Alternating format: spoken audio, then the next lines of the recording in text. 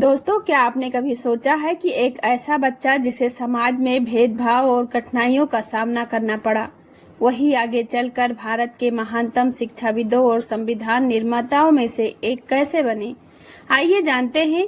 वह थे डॉक्टर भीमराव अंबेडकर, जिन्हें करोड़ों लोग सम्मान से बाबा साहेब कहते हैं। बाबा साहेब के जीवन में शिक्षा सिर्फ डिग्री हासिल करने का माध्यम नहीं थी।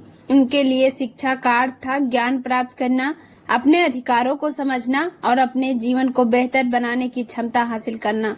इसीलिए उन्होंने शिक्षा को सामाजिक परिवर्तन का सबसे शक्तिशाली माध्यम माना। दोस्तों, बाबा साहेब का जन्म 14 अप्रैल 1891 को मध्य प्रदेश के मऊ में हुआ था।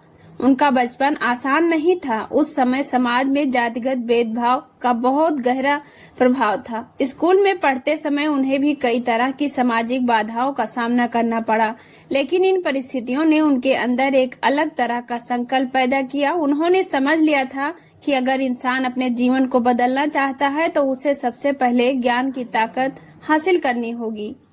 गरीबी हो सकती है, मुश्किलें हो सकती हैं, समाज का विरोध हो सकता है, लेकिन अगर इंसान के पास शिक्षा और ज्ञान है तो वह अपने रास्ते तलाश सकता है। बाबा साहेब के लिए शिक्षा का मतलब क्या था, आइए जानते हैं। बाबा साहेब के विचार में शिक्षा केवल किताब पढ़ लेना नहीं थी। शिक्षा का मतलब था सही और गलत में अंतर समझना, अपने अधिकारों को पहचानना, अंधविश्वास और अन्याय पर सवाल उठाना, और सबसे महत्वपूर्ण बात यह थी अपने भविष्य का फैसला खुद करने की क्षमता हासिल करना। यही कारण है कि बाबा साहेब ने शिक्षा को सामाजिक बदलाव की नींव माना, खुद उदाहरण बनकर दिखाया। बाबा साहेब ने केवल शिक्षा की बात नहीं की, बल्कि अपने जीवन से उसका उदाहरण भी प्रस्तुत किया।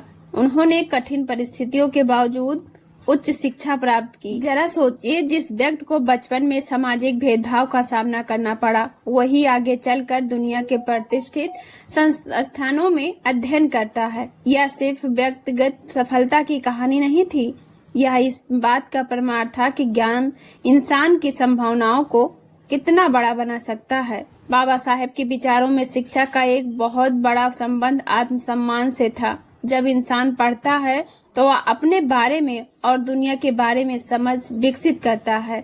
उसे पता चलता है कि उसका जीवन भी उतना ही महत्वपूर्ण है जितना किसी दूसरे इंसान का। शिक्षा इंसान को यह समझने में मदद करती है कि किसी के साथ अन्याय होना सामान्य बात नहीं है, और यहीं से आत्मसम्मान की शुरुआत होती है। बाबा साहेब चाहते थे कि समाज का हर व्यक्ति अपने सम्मान और अधिकारों के प्रति जागरूक बने। शिक्षा से सवाल पूछने की ताकत आती है। एक शिक्षित व्यक्ति हर बात को केवल इसीलिए स्वीकार नहीं करता क्योंकि उसे ऐसा बताया गया है।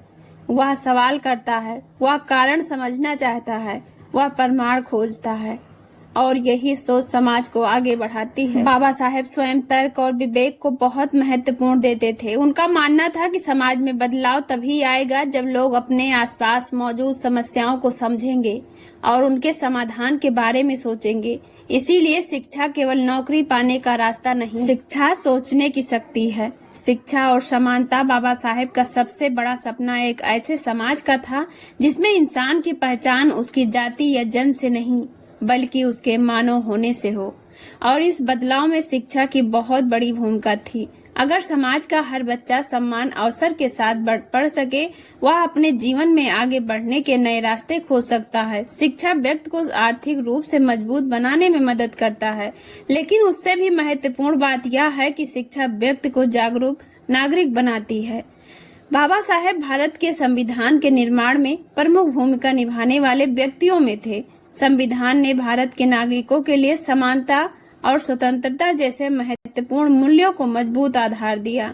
बाबा साहेब की सोच में शिक्षा, समानता और सामाजिक न्याय एक दूसरे से जुड़े हुए थे, क्योंकि अगर लोगों को अपने अधिकारों की जानकारी ही नहीं होगी तो वो उन अधिकारों को सही उपयोग कैसे करेंगे। इसीलिए शिक्षा किसी भी लोकतांत्रिक समाज की मजबूती के लिए जरूरी है। आज के युवाओं के लिए बाबा साहेब का संदेश था कि आज हमारे पास वह सुविधाएं हैं जिनकी कल्पना शायद बाबा साहेब के समय में करना बहुत मुश्किल था। हमारे हाथ में मोबाइल है, इंटरनेट है, ऑनलाइन किताबें हैं, वीडियो और डिजिटल शिक्षा के हजारों साधन हैं।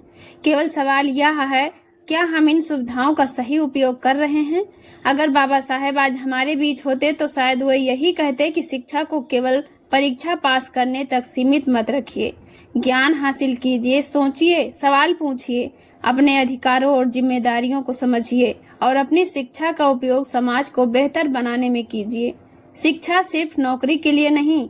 आज कई बच्चे शिक्षा को लेकर नौकरी पाने का साधन समझते हैं, लेकिन बाबा साहेब की शिक्षा की सोच इससे कहीं बड़ी थी।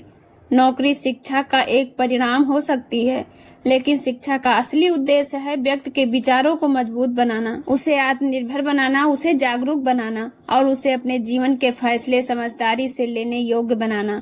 इसीलिए शिक्षा को बाबा साहेब के विचारों में इतना महत्वपूर्ण स्थान मिला। बाबा साहेब का जीवन हमें एक बहुत बड़ी बात सिखाता है। परिस्थितियां हमेशा आपके हाथ में नहीं होती, लेकिन सीखने की इच्छा आपके हाथ में हो सकती है।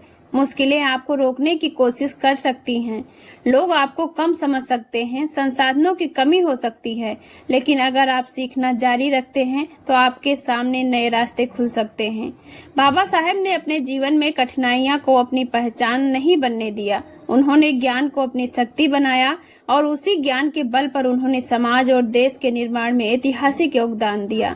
तो आखिर बाबा साहेब ने शिक्षा को सबसे बड़ा हथियार क्यों माना? आइए जानते हैं। क्योंकि शिक्षा इंसान को केवल पढ़ना नहीं सिखाती, शिक्षा इंसान को समझना सिखाती है, अपने अधिकार पहचानना सिखाती है, अन्याय के खिलाफ आवाज उठाने का साहस देती है, अपने पैरों पर खड़े होने की क्षमता देती है और सबसे बड़ी बात, शिक्षा इंसान को अपने जीवन की दिशा खुद तय करने की ताकत देती है।